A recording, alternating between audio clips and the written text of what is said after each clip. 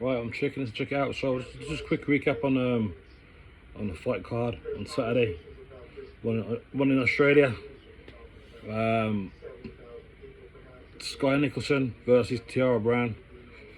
That was the fight I was most interested in. I thought that Tiara probably wouldn't, even if she performed well, she probably wouldn't get the decision because obviously Skye's fighting at home. She's the promoters, one of the promoters' fighters, obviously Eddie Hearns, and you know it normally goes at home. When fighters fight back at home, they usually get the rub of the green, don't they? But this time she didn't, and I was shocked or surprised, but I'm glad at the same time. Now, I'm not on the Skye Nicholson hype train. Never have been, because she hasn't really fought any opponents that really knew how to take it to her, right? And obviously, I haven't seen any Tiara Brown fights before either. I've seen a few highlights, but again, that don't really tell me anything. So I didn't really have no horse in the race anyway. To be honest, I had no horse in the race. And to be fair, I didn't really like during the fight week build up. I didn't really like how Tiara was acting, especially in the weigh-in and the press conference. Like she's trying to like, I'm trying to think of the word. She's trying to, I don't know, man. Like, she's probably a lesbian. Oh, she's most likely a lesbian, right? She's most likely a dyke. You know what I mean? But the way she's going up to Skye in the weigh-in, trying to press her like she's like Tiara's like a man. I thought, what are you doing, man? Like, I felt embarrassed for Tiara, man. Like second-hand embarrassment. I thought, yeah, I get you trying to get into her head, but you don't need to start acting like a man. You know what I mean? So that kind of shit kind of put me off for anyway. So again, I had no horse in the race. I wasn't really bothered who won, but I'm glad Tiara won though. I'm glad, because like I said, he's put the Skye hype train in quicksand. He stalled it. The hype train is now at a standstill. And but a quick talk on the fight as a whole. There was a lot of holding from Skye, right? And I expected the referee to do a better job than that, right? Yeah, he did break it. He broke up most. He did break it up most times, but he didn't even give Skye no warnings. She should have at least had a point taken off, because she was blatantly holding. Literally nearly every round she was blatantly holding, and the commentary was terribly biased as well. You know what I mean? Like, yeah, the commentary was fucking biased as fuck, right? And again, it's to be expected. You know what I mean? Home fighter, home commentary, whatever. But so in the end, everyone got silenced by that. Everyone got silenced, right? And Tiara backed up. She backed up what she said. She backed it up. She got the win. And again, I was shocked because I just thought, even though, because I rewatched the fight back, I rewatched it back, and I had Tiara winning. But I just thought, nah, I'm not gonna give it her. But they gave it her, so that's fair play. Because obviously those judges, right? They were on that bullshit.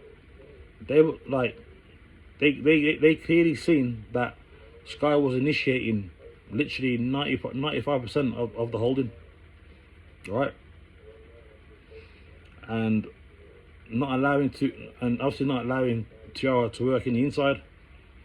And obviously the judges were on that bullshit. They went for it. You know what I mean? And I'm glad. And I scored it 97-93 for Tiara.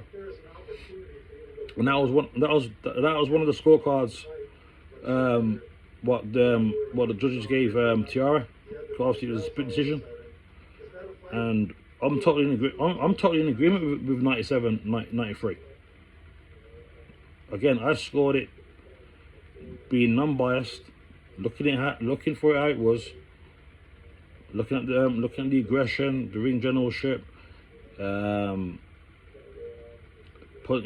punches landed, the one who tried to make the fight, and all that was in Tiara's favor.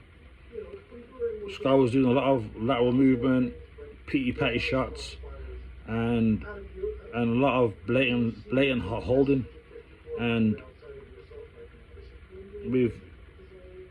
from what I've seen,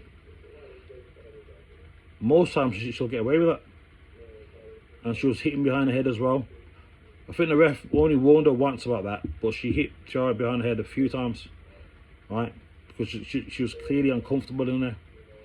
And like some of the commentary was saying that, oh, Skye's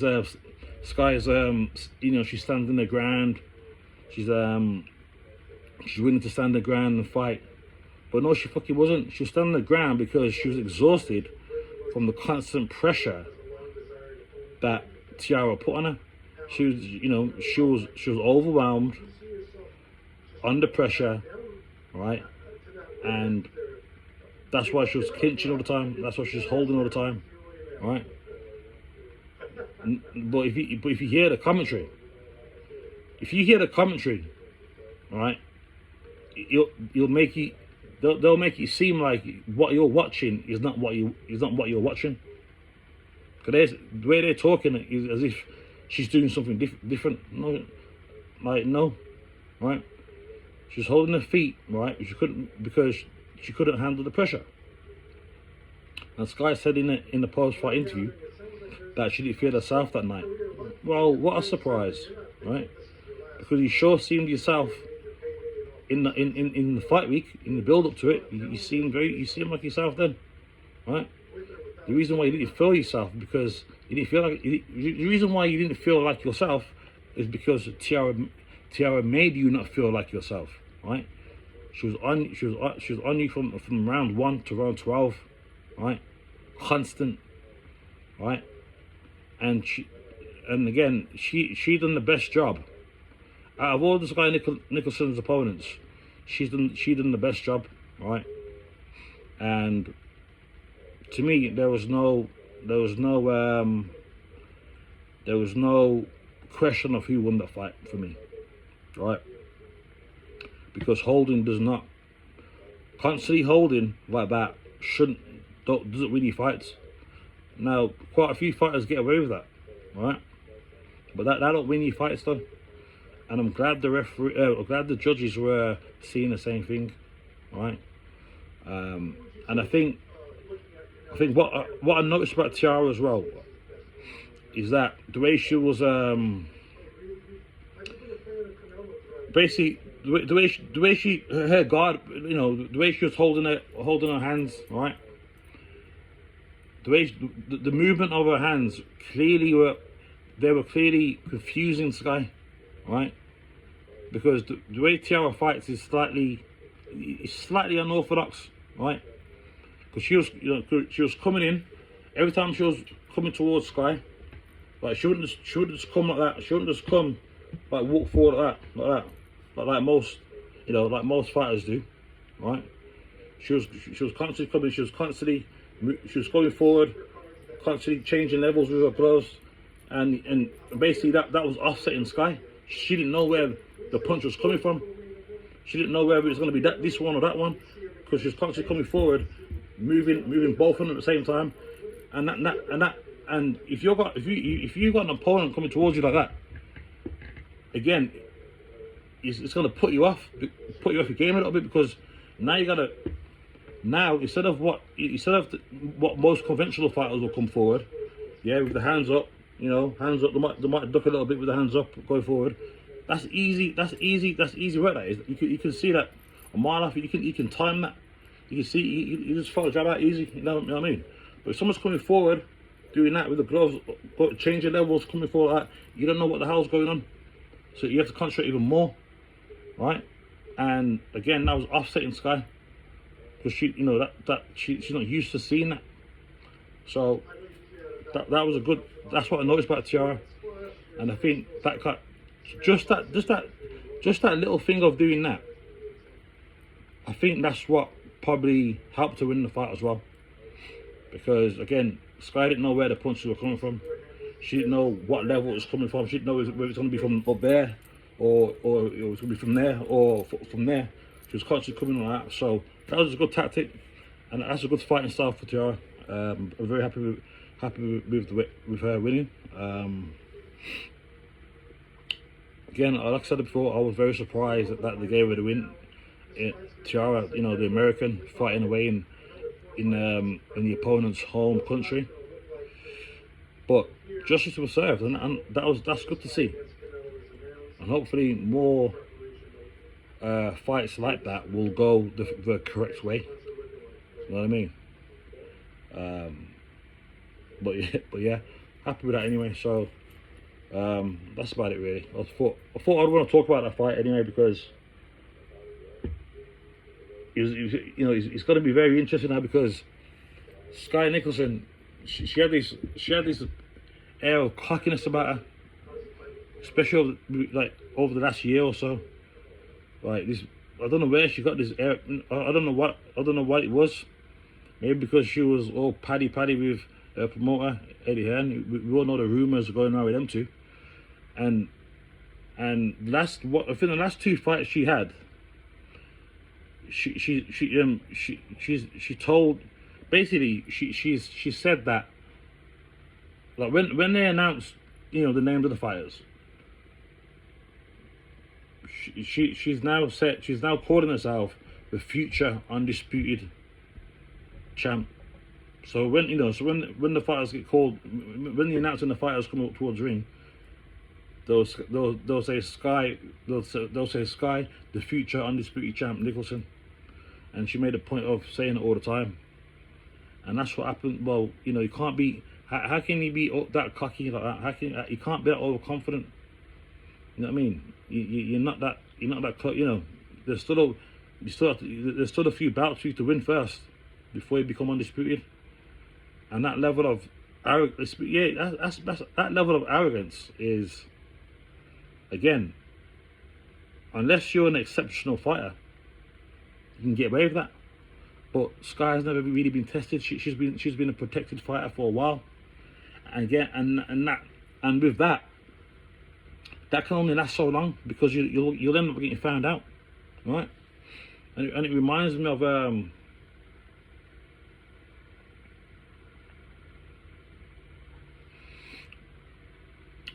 Anthony Joshua. Again, one of Eddie Hearn's manufactured stars, right? He's been a protected fighter for a long time, right?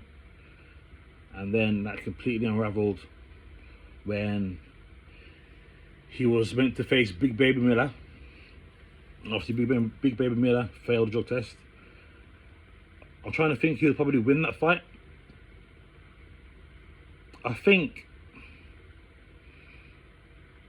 I would like to have thought that Baby Miller would have probably won that fight.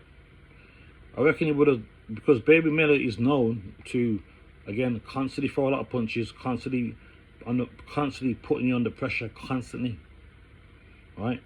So he would have done that with Joshua, and don't get me wrong, he probably would have got a couple of licks, and as long as he didn't get badly hurt by one of Joshua's punches, what would have happened in the end? Joshua would have got worn down by about the 5th or 6th round, and I reckon Big Baby Miller would have took him apart. So to me, he would have lost that fight anyway. So, and obviously the replacement was Andy Ruiz, and we all know what happened there. He got flattened, embarrassed, dropped several times in his American debut. He ain't been back to America since, right? So that's what I'm trying to say. So, and that was a bit of a mistake by Eddie Hearn, because he could have probably picked someone else, but he picked Andy Ruiz, and that was the start of the decline. Because then after that, there's only so many fighters, you know. You can't. There's only so much fighters you can fight until you have to come across somebody that they don't want to fight. So so the protection So what happens then? You got no choice. There's no, you can't protect them no more because they're gonna have to go up against real live opponents, right? And we've seen what happened with Ruiz. And obviously the second fight with Ruiz, he ran all night, he just ran around the ring throwing the jab all night. Okay, he won that one back. But then he got flattened by, well, then he got beat up by Usyk twice. Again, and then and then people were trying to make excuses before, about the fight. After he lost, especially the first time and the second time, they kept the first time they kept on making excuses for AJ, saying that AJ's a warrior. He didn't have to. He didn't have to fight Usyk. He could have went. He had other options. Blah blah blah blah. Shut the fuck up, man. No. Right? No. End of the day, Usyk had those other bouts, and if you're trying to become undisputed, then there's no one else to fight apart from Usyk. So he had to go fight him, and he got found out again twice. And then who did he lose to after that? I think it was it? I'm trying to think. So he lost twice against Usyk. Yeah, and then after that, they started his little rebuild phase, right? His little rebuild phase of, again, fighting people who we know he would have beat. And then here comes Danny Dubois. Someone who didn't want to fight, clearly. But again, Eddie Hearn, he wanted AJ to get that belt, the RBF belt, right? And all you have to do is go watch that fight, right? All you got to do is go watch the build up, go watch the face off. Is it the face off or whatever it's called? When both of them sit down together, right? I forgot what it's called now. And you could just tell by AJ's his energy, his mannerisms. You can tell even just from just those sit down face offs, right? That he wasn't comfortable. He didn't want to fight fucking Danny Dubois because he knew from those sparring days, right? And he knew that Daniel was improving in the fights prior to his fight. He knew he didn't want no smoke with Dubois. Again, so go watch that fight. All you got to do is look at AJ when he comes out to the ring walk, and he just sit, and then he stands in the ring like a fucking statue, like it's in a fucking ghost, because he knew he was in for a fucking beating, and he got his ass fucking whooped, and he became that meme, right? He became that meme what he's been trying to avoid for years, yeah. And that came from a guy, Danny Dubois, who he thought he could bully, yeah, and try and intimidate, right, beforehand. He thought he could do all that, but in the end, he got flattened by him. So that's even worse, right? We all know he avoided Wilder for many years, right? Right? He even said in an interview, "I'll fight Wilder when I know I can beat him," and this was years ago.